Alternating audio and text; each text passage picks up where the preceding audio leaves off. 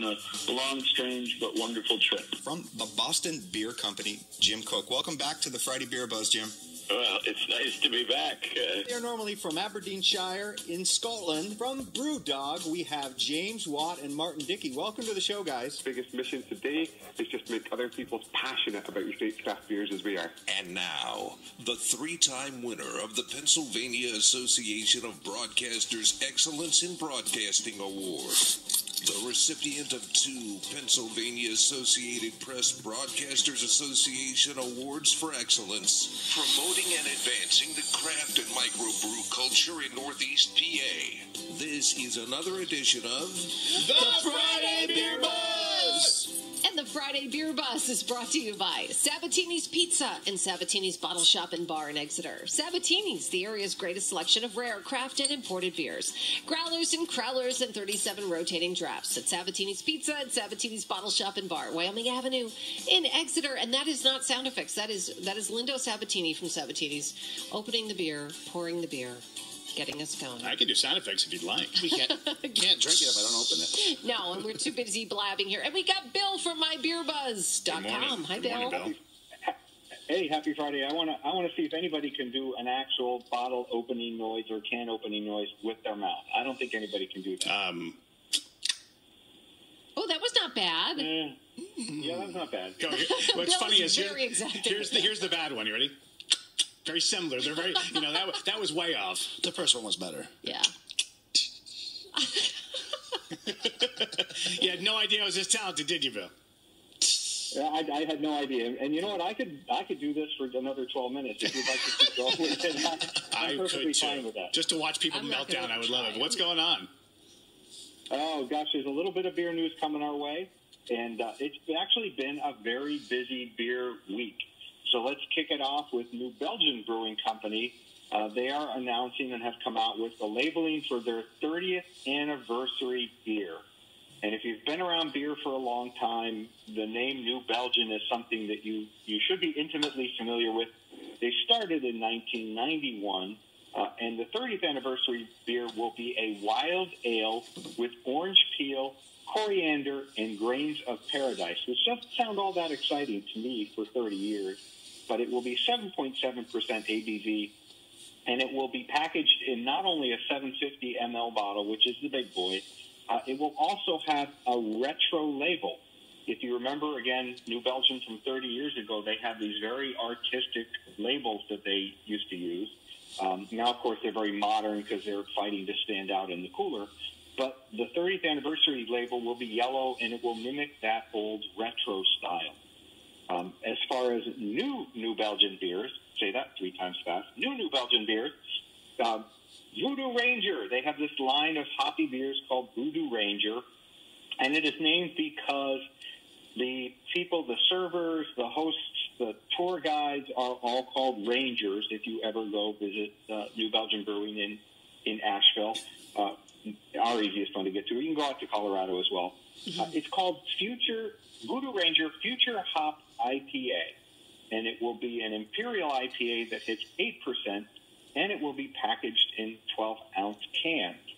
One of my favorite beer names of the week comes to us from Flying Dog down in Frederick, Maryland, and their beer is sort of a sign of the times.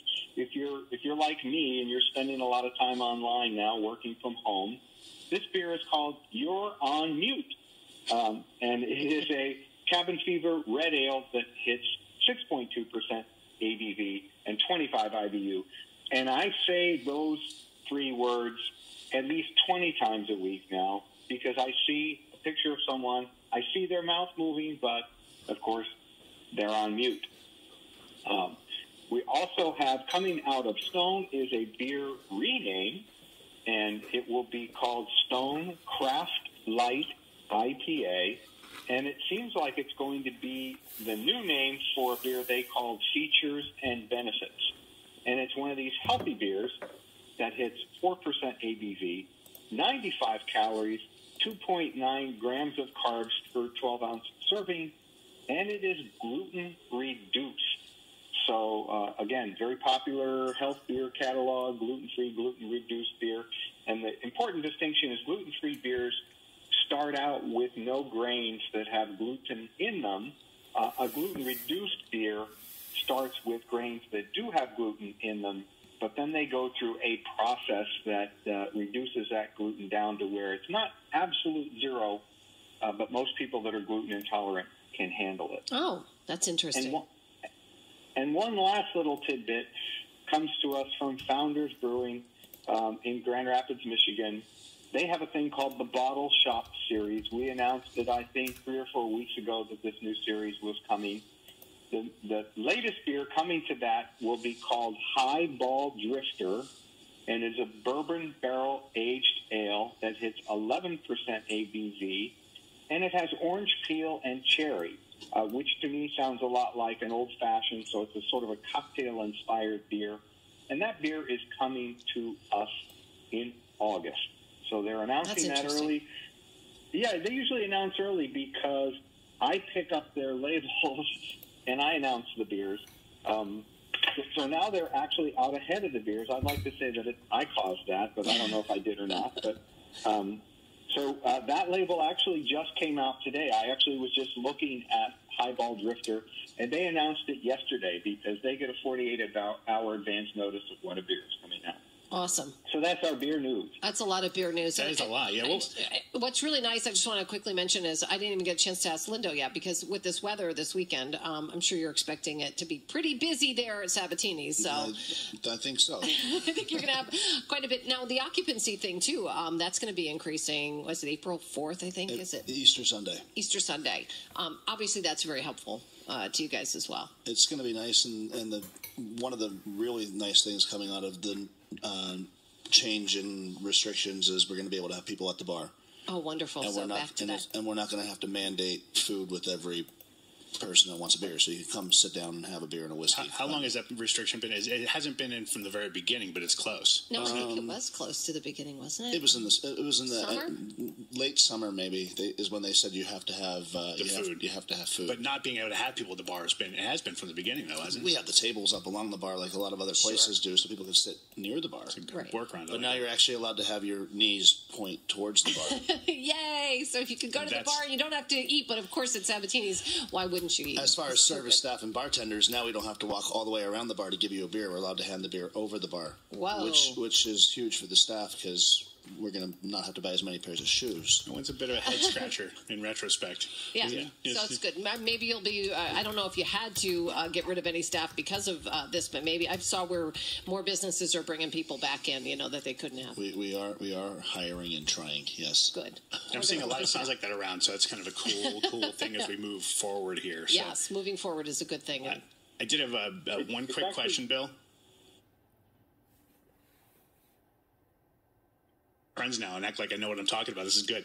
Who's the brewery that put out the You're on Mute? Because I love the name of that. People say that to me all the time. Yeah, that's Flying Dog. They're out of Frederick, Maryland. Gotcha. Okay. All their labels are drawn by a very famous artist that draws labels for Hunter Thompson books. Oh, okay. His name is Ralph Steadman. Their labels and their beer names are always very, very irreverent.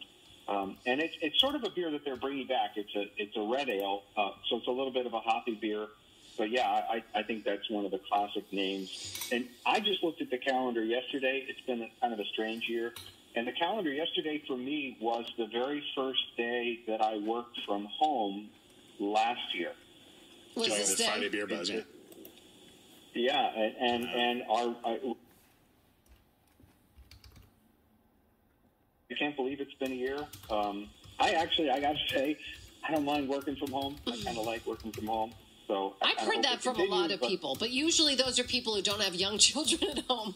That's the thing that makes it very complicated. That is true, and unfortunately, I'm an 8:30 to 4:30, but the 9 to 5 for someone that commutes as far. I know, Nancy, you commute a long way. For someone that commutes as far as I do, the 9 to 5 becomes the 7 to 6. Right. You have to add in all that commuting time, so I get a lot more done at home. Yeah. So I'm kind of looking forward to it. Absolutely. All right. So what are we going to be tasting today? And this is right up my alley.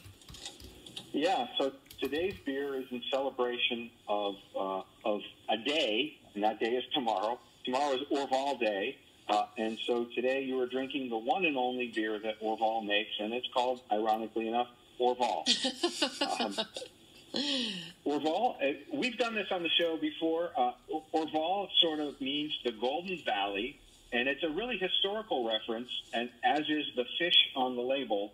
And the story is that Matilda of Tuscany was visiting the site of where the monastic brewery is right now, and she lost her wedding ring and was in great distress because she lost that wedding ring.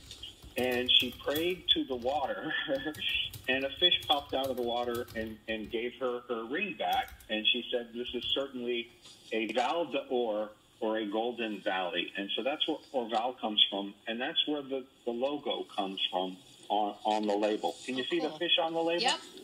Yes, I can. Cannot, but let me see. And Orval dates back to 1628. It's been around since 1132, but they can trace the brewing back to 1628. The modern day brewery dates from 1931. The original brewery was lost in a fire in 1793. And they're one of the few Trappist breweries that actually has a female brewmaster. And we should mention Trappist. You know, that's probably a term we've said once or twice on the show. And I think we referenced that Akel is no longer Trappist, or at least temporarily no longer a Trappist brewery. But Orval is one of 11, depending upon how you count Akel, that include Chimay, Inglesell, La Trappe, Orval, Spencer, which is in the United States, Roquefort, Trefontaine, Vestmal, Vestlatron, Zundert, and the latest one, the newest one, is Mount St. Bernard Abbey. It takes a lot to be a Trappist brewery, so there are not many. Most people get hung up on the you have to be a Trappist monastery. Right. That slows a lot of them down. Yes. Yeah, you know, I can't see like Sam Adams becoming a Trappist monastery. Yeah, that requires quite the lifelong devotion, doesn't it? Yeah, I mean, there's active monks there. I mean, when Orval was the first Trappist brewery that I visited, and when I was there, I mean, you're walking the grounds and you can hear the monks chanting, and it's an unbelievable experience to be able to walk the grounds and see the facility. I mean, as far as breweries go, with this brewery and the other Trappist brewery I've been to, immaculately clean. Right. I mean, breweries need to be clean because it's easy to have a cross-contamination with bacteria and that, but clean to the point where you don't find dust. Right. I mean, it is just very particular, unbelievably clean. And this beer for me has always been one of my favorite beers. And Orval Day for us at Sabatini's is a huge day. We have a lot of people that really can't wait for Orval Day. We do. So Orval Day is a charity. So Orval tries to. I mean, one of the stipulations of being a Trappist brewery and being able to get that title of a Trappist brewery is you have to be able to not be in profit. You're brewing beer to sustain your level of life, which includes having to give back the profits to the community. Nice. So the importer for Orval in the United States is Merchant of Vin, and they pick charities each year. And this year it's going towards feeding hungry Americans. So they pick two different food banks. One in Washington, one in Texas, that are going to be receiving a share of the profits of every bottle of beer that's sold tomorrow. Oh, wow. Okay, so this is going on at your place as well. Yeah, it's going on at Sabatini's. We've been involved with it since it started. We're always in the top 2 or 3 in the country for sales of Orval on Orval Day. Ooh. We sell a lot of Orval. It's cool. Typically because of one reason. We do sell a lot across the bar, but it's the only day of the year where you could buy Orval at cost. And Orval is not a cheap beer, but we do sell Orval for what we pay for it. Right. Trying to increase the volume so that we can give back. So that's going on tomorrow. Yeah, it's tomorrow at Sabatini's at the Bar and Bottle Shop pretty much all day long. I love this. I have to say this is one of my favorites that we've done, but I like it's dry. It's almost like a champagne-y beer. Maybe that's it. I was going to say, because my taste buds right now are like perplexed because I taste something. It's like not an aftertaste, but it's in the roof of my mouth, and I don't know what that flavor is. It's the yeast. Is that it? It's a very specific yeast. It's called Brettanomyces yeast. A lot of brewers and people in the beer community have abbreviated Brettanomyces because it's a pain in the neck to say to Brett. Okay. So it's a Brett beer, and the yeast is very specific. It brings that tartness, that funkiness, like a grassy barnyard kind of flavor to it. And go ahead, Bill. Yeah, just to say, one interesting note about this beer is even though it is brewed originally in 1931, it uses it uses several techniques that today are now becoming like modern, well-accepted techniques. One of them, Lindo mentioned, is the Brettanomyces bruxellensis. That's a wild yeast that they've used for all